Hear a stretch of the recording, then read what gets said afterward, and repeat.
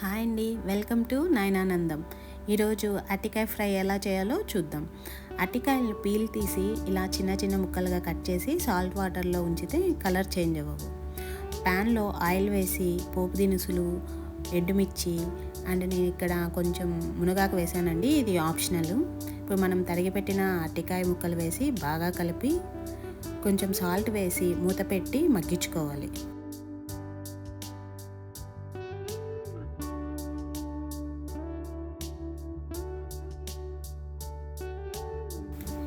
అరటికాయ ముక్కలు మగ్గిన తర్వాత పసుపు, కారం వేసి కొంచెంసేపు ఫ్రై చేయండి.